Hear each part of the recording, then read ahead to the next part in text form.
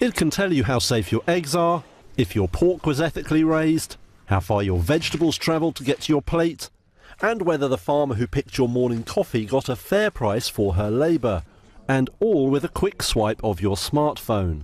Blockchain, better known as the driver of cryptocurrencies like Bitcoin, is helping to lift the lid on the food chain. The innovative technology creates a shared record of data constantly updated by a network of computers rather than a single party. Proponents say it could transform the way companies do business, from finance to real estate to food suppliers. But so far there have been few examples of its large-scale application. Europe's largest retailer Carrefour is changing that. It's adopted the blockchain ledger technology to track and trace chicken, eggs and tomatoes on their journey from farms to stores. And it has plans to deploy the IBM Food Trust software across 300 fresh product lines across the world by 2022. US retail giant Walmart also has plans to roll out the same technology for its leafy greens. And pork processing giant Smithfield Foods is among other firms joining the project. Reuters' Tom Wilson's been examining its potential benefits. This technology is going to allow retailers to be able to trace the provenance of food in seconds. Currently it takes days to be able to do that. So if there's a food crisis, for example, the outbreak of food poisoning, salmonella, it means the retailers can find out immediately or much more quickly what the source of that problem is. And it can be a very big problem. Last April, around 207 million eggs from a North Carolina producer were recalled because at least some of them were possibly contaminated with the salmonella organism. It could all be a big moment for a system that has so far struggled to find real-world applications. Just one issue though. With artisanal products all the rage these days, will small-scale producers buy in?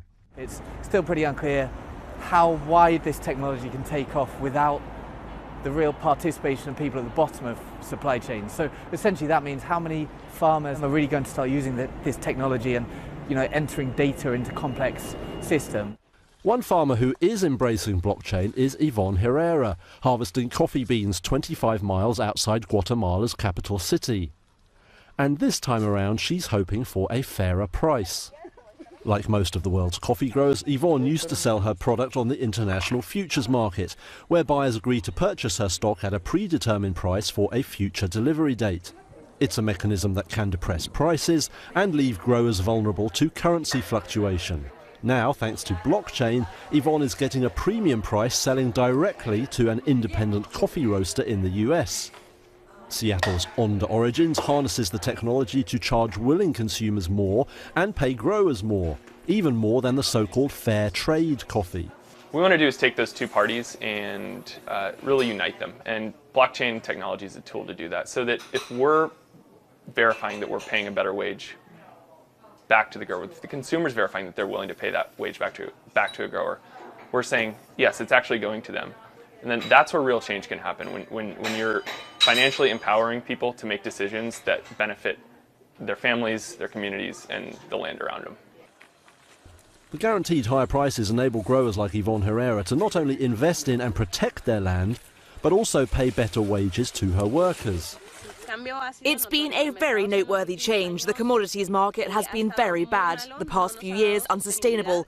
With Onda and blockchain, we have the opportunity for a better price.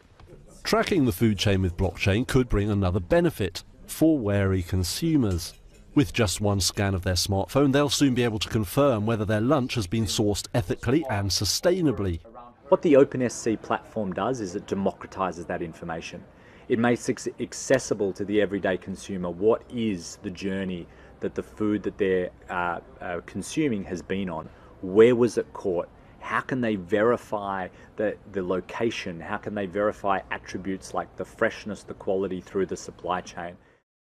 OpenSC came out of a tuna traceability project run by the WWF in the Pacific. It's initially focusing on fish and beef, with plans to expand to cover other commodities like palm oil and timber.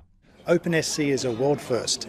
We have created a joint venture which is around profit with purpose that uses blockchain to verify and increase transparency and accountability of products, whether and how they're produced, both socially and environmentally sustainable.